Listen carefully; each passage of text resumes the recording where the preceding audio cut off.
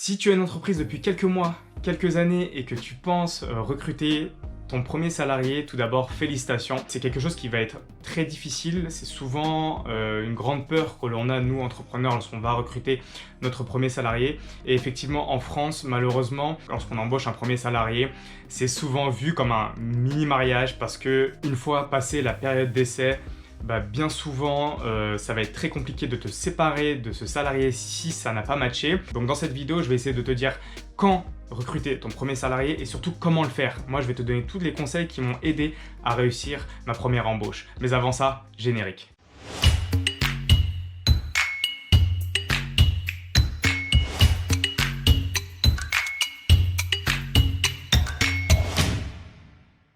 Donc tout d'abord, on va essayer de voir quand recruter son premier salarié. Alors, la première réponse qui est un peu facile, c'est de te dire recrute ton salarié quand tu as l'argent, quand tu as les moyens de recruter un salarié, car ça va vraiment t'enlever une grosse charge de travail.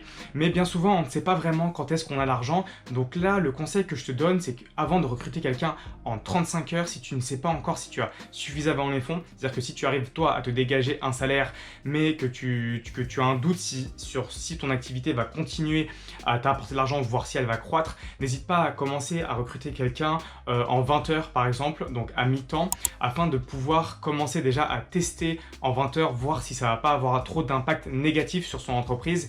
Et vraiment, ça va t'enlever cette peur de recruter ton premier salarié, car il faut vraiment que tu passes outre cette peur si tu en as les moyens. Donc dès que tu commences à en avoir les moyens, c'est-à-dire que dès que tu commences à pouvoir te payer et avoir en plus de la trésorerie qui pourrait permettre de payer un 20 heures par exemple, ça va te coûter à peu près charger 1000 € par mois, voire un peu plus. Donc là, ça sera un très bon signal pour toi pour commencer à recruter ton premier salarié. La deuxième chose pour répondre au quand, c'est quand tu commences à vraiment être dépassé par la charge de travail, tu fais des semaines de 60, 70, 80 heures et tu ne t'en sors toujours pas, il y a toujours plus de travail, il y a toujours une plus grande charge de travail. Là, c'est un très très bon signal qu'il faut que tu commences à recruter un salarié. Alors moi, ce que je te conseille, c'est d'avant de recruter ton premier salarié, qu'il soit en mi-temps ou à temps plein, demande-toi si tu peux pas embaucher un freelance déjà pour essayer de diminuer ta charge de travail. En fait, moi, le conseil que je te donne, c'est il faut que tu automatises tout ce que tu peux automatiser. Ce que tu ne peux pas automatiser, tu le délègues et seulement ce que tu ne peux pas déléguer, tu t'en charges par toi-même. Mais c'est très très important avant que tu recrutes ton premier salarié d'automatiser un maximum de process, puis de déléguer un maximum de process. Et enfin, si tu n'arrives pas à déléguer, là tu peux recruter pour faire des tâches que toi tu pourrais faire. Surtout, je te conseille, recrute pour un domaine, pour une spécificité que toi tu connais un peu. Surtout ne recrute pas pour quelque chose que tu ignores complètement. Il faut absolument, absolument déléguer quelque chose que tu maîtrises un peu, parce que sinon tu risques de te faire avoir. Si tu recrutes par exemple un développeur et que tu n'as aucune connaissance en code et que le développeur arrive et te dise non, par exemple ce bouton là, add to cart, ajouter au panier, je ne peux pas changer la couleur ou ça va me demander 3 mois de travail, là tu comprendras que c'est peut-être une mauvaise recrue. Donc voilà, c'était pour la question du quand. Le quand, c'est déjà quand tu en as les moyens, et si tu n'en as pas vraiment les moyens de recruter un 35 heures, ça va te coûter à peu près, à l'heure où je fais cette vidéo, un 35 heures te coûte à peu près 2000 €. Si tu n'as pas les moyens, essaie de prendre un mi-temps.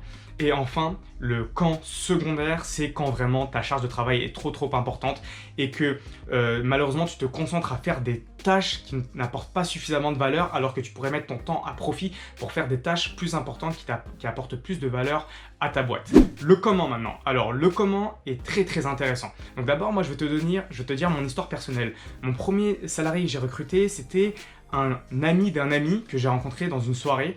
Et en fait, je te recommanderais d'essayer déjà de trouver parmi tes amis si certains pourraient te suivre dans ton aventure. Alors c'est très compliqué parce que souvent tes amis proches vont te demander une participation dans ton entreprise, ce qui est compréhensible. Et en plus, toi, tu auras du mal à donner des ordres, entre guillemets, à donner des directives à tes amis.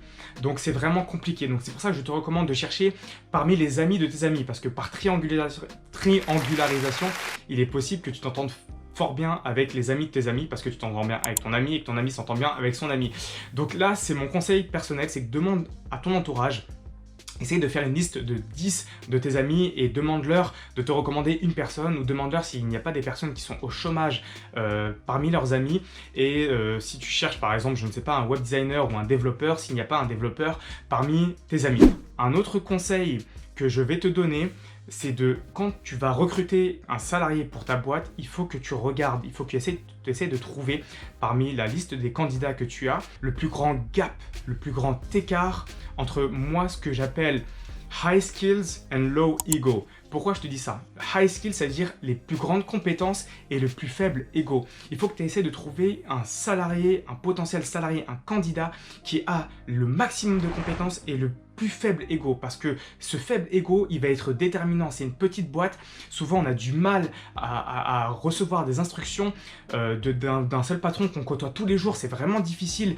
On est presque très souvent 8-9 heures ensemble, 5 fois par semaine, donc c'est très difficile. Donc il faut vraiment que tu trouves quelqu'un qui soit prêt à apprendre, qui accepte de se remettre en question, qui accepte de se dire écoute, je ne connais pas encore tout, il faut que j'apprenne, et qui se donne le temps, voilà, d'apprendre et de ne pas remettre en question à chaque fois tous tes ordres que tu vas lui donner ou toutes les directives que tu vas donner, parce que j'aime pas beaucoup le mot ordre, on n'est pas à l'armée, mais voilà, toutes les directives que tu vas lui donner, il ne faut pas qu'à chaque fois il te les remette en question pour que la boîte sinon elle va ralentir et vous n'allez jamais aller loin. Enfin, le dernier conseil que je vais te donner, c'est du livre Who. Donc déjà, si tu n'as pas lu ce livre, lis-le, c'est vraiment un top livre sur le recrutement.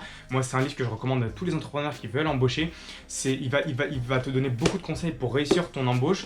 Et dans ce livre-là, il y a quelque chose qui est très intéressant qui te dit, l'auteur, c'est que tu dois mettre les candidats potentiels sous forme de 3 catégories. Donc tu as les A players, les B players et les C players. Donc les candidats A, entre guillemets, donc les meilleurs. Quand tu es le A, c'est vraiment le top des candidats. Là, malheureusement, c'est quelqu'un qui va te demander peut-être beaucoup trop d'argent. Mais il faut que tu essaies de classer les candidats par rapport à leurs compétences en te disant, ok, quel est le A players, qui est la meilleure personne et pour mon entreprise, pour me rejoindre.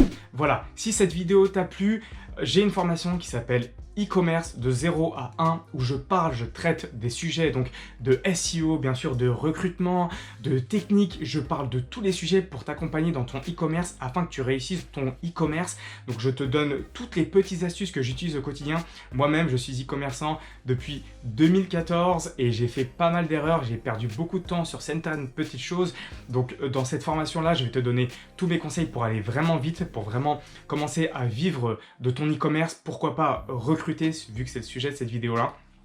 Et si ça t'intéresse, n'hésite pas à cliquer juste en dessous sur le lien de la formation. Bien sûr, si tu as liké cette vidéo, n'hésite pas à l'aimer, à l'envoyer, à la partager ou à la commenter. Si tu as des bons conseils en termes de recrutement, si tu t'es foiré déjà dans ton recrutement, si tu as réussi un recrutement et que tu as des bons tips à nous donner, n'hésite pas à le mettre en commentaire. Ça sera toujours utile aux personnes qui regardent cette vidéo. Et en attendant, je te dis abonne-toi, active la cloche. Dans une semaine, on va parler d'un autre sujet sur la thématique de l'e-commerce. Donc si ça t'intéresse, n'hésite pas à t'abonner. En attendant, je te dis prends soin de toi